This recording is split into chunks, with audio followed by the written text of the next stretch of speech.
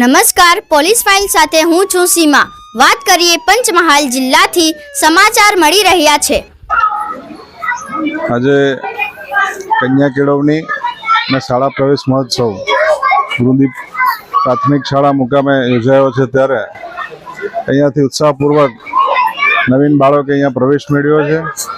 અને સાથે સાથે જે નરેન્દ્રભાઈ મોદી સાહેબે 2003થી જે શાળા પ્રવેશ મહોત્સવ શરૂ કર્યો છે, તેનો અહીંયા પૂરેપૂરું પ્રોત્સાહન મળી અહીંયા જે ડ્રોપ આઉટ રેશિયો પણ ઘટ્યો છે। આજે ગ્રામ્ય સુધી દરેક બાળકો ભણે છે અને આગળ વધશે।